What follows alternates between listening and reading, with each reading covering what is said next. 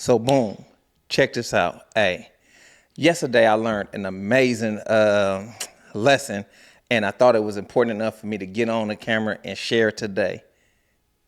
Joy, peace, courage, curiosity, and actually trying to find a purpose in your grief are all part of this grief journey.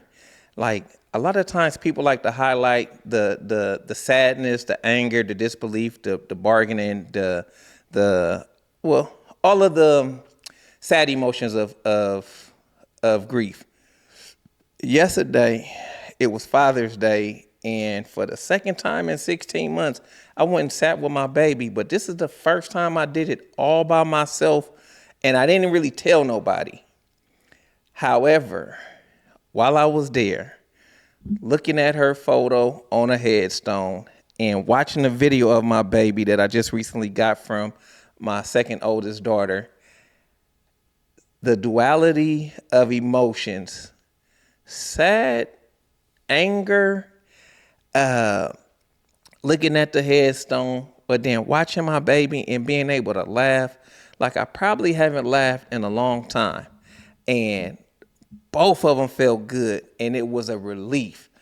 And so I just came on here to say, if you're in the middle of your grief process, no matter who you got around you, please give yourself permission to feel the positive side or the more enlightening, helpful side of grief.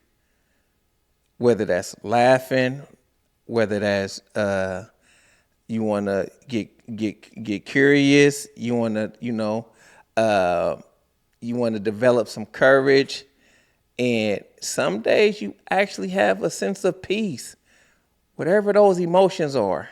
I tell people all the time, the best thing that we can do is learn how to cry without feeling weak and then laugh without feeling guilty. And yesterday, I got a real new sense, deeper level of meaning behind that sentence because I was able to truly experience both of them like simultaneously, and it felt amazing. Like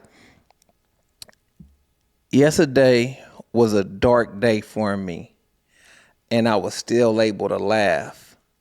And even when after I left and then I went and took my nap, because if you've been following me on my journey, you know when I'm having a bad day or I'm not feeling it, I just go to sleep because I felt like that's the best way for me.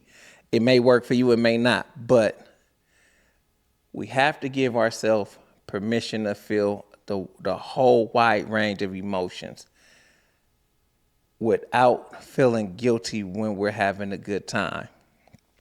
In fact, I've talked to about 5 to 7 women over the last 16 months who actually feel guilty because their circle of influence will actually make snide comments to them either while they're out or after the fact, and they kind of like bump heads, and it makes the grieving person feel really guilty, like they shouldn't have did it.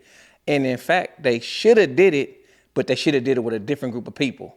So if you the grieving person and you feel guilty for having fun, maybe you should look into changing your circle of influence or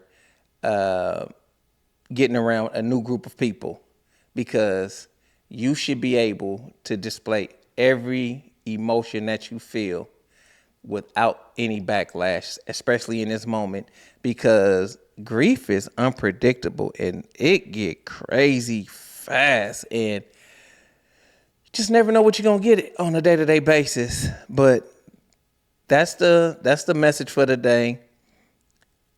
Learn how to cry without feeling weak and laugh without feeling guilty, because it's all a part of the grief process. Grief is not all sadness, and grief is not limited to 7 emotions or 7 stages. Grief is actually a lifelong last act of love to the one that we lost, because the more you love the person that you lost, the longer you're going to grieve. Simply put, grief don't have a time limit. It's an individual experience. However you choose to experience that is strictly up to you. So don't let nobody tell you how to experience your grief. With that being said, I want you to have a blessed and stress-free day because you definitely deserve it. I love you. Peace.